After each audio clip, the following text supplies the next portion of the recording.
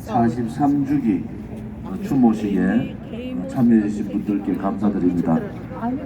저희들이 이 3년째 박정희 대통령의 서거일을 추모하는 것은 박정희 대통령께서 가고자 했던 나라, 그 나라가 어떤 나라였는가. 박정희 대통령은 독재자가 아닙니다. 독재자가 자기가 이미 대한민국을 복지국가로 가야 되겠다는 플랜을 가지고 거기에 맞춰서 경제를 살리는 대통령.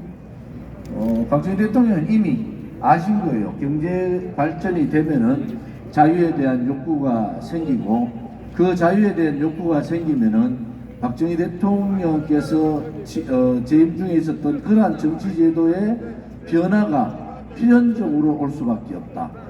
그렇지 않기, 지금 시진핑이 이제 장기 집권 3년임을 했고, 시진핑 1인 독재 체제가 중국에 이루어진 겁니다. 어제 아래.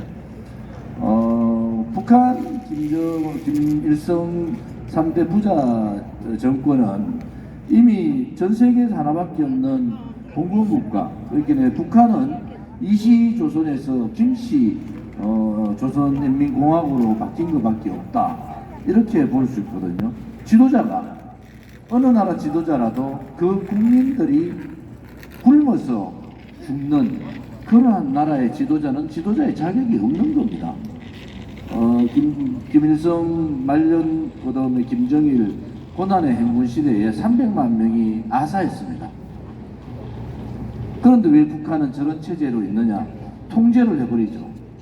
외부하고의 통제, 그리고 북한의 공산당 중심으로 공산당 일당 독재, 1인 독재 시대를 열면서 이제 북한은 외부와 단절된, 그렇게 외부와 단절되면서 살아남을 수 있는 길은 북핵 개발밖에 없지 않습니까? 그래서 박정희 대통령께서 그러한 여러 가지 경제 발전과 정치 체제의 변화, 또 그 정치 체제의 변화가 이루어지는 그 다음에 박근혜 대통령께서 얘기했던 모든 국민이 행복한 나라, 그것이 바로 복지국가거든요. 그 복지국가의 틀을 이제 만드는 그 과정에 1979년 10월 26일 날 마지막 우리가 알고 있는 그 삽교천이 아니라 송신소 개소를 끝으로 공식적인 일정을 마치신 겁니다. 박정희 대통령의 그 성장 과정이나 이런 여러 가지 모습을 보면은 그 마음 하나하나에, 정책 하나하나에 국민에 대한 그 사랑, 그런 모습들이 이렇게 묻어져서 보이지 않습니까? 그래서 애민 정신이 철저한 분이 박정희 대통령이셨고, 저는 지금의 그 문재인 정권의 주사파 정권, 문재인 좌파 독재 정권, 그분들은 좌파 독재를 철저하게 해버린 겁니다. 좌파 독재 하에서는 좌파에 의한 부정부패, 그런 부분들도 나눠먹기식으로 운동권 중심의 그러한 나눠먹기 정책을 써버린 거 아닙니까? 거기에 결국 피해자는 누구냐?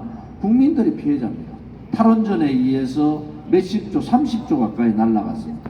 지금 아마 곧 그 전기값 인상이 제가 1.5배 정도 오를 거다, 이렇게 말했고, 탈원전 정책의 새로운 방향을 모색한다 하면서 그들이 지켰던 태양광이나 풍력의 부패의 고리들이 하나하나 밝혀질 겁니다. 문재인 정권이 왜 탈원전 정책을 갔느냐? 그것은 제가 이 자리에서 4.27 판문점 선언을 보고 문재인 했어요, 제가. 그래서 추미애 당대표, 그 당시 민주당 대표한테 제가 고발을 당했는데, 결국 역사는 진실을 묻을 수가 없는 겁니다. 4.27 판문점 선언에 줬던 그러한 자료들, 그리고 9.19 군사합의에 20만 북한에 동원된, 핵심 북한에 동원된 북한 인민들 앞에서 2,500만이 지금은 뭐 많이 돌아가셔서 벌써 2,200만밖에 내가 안 숙이야. 됩니다. 2천만 내가 숙이라고, 200만의 내가 숙이라고. 탄압과 고통과 그래 아세요? 기아와 반인권에 북한 주민들을 외면해버리는 김일성을 찬양하는 그러한 평화쇼를 우리는 직접 받지 않습니까? 20만 명의 모임 체육 운동장에서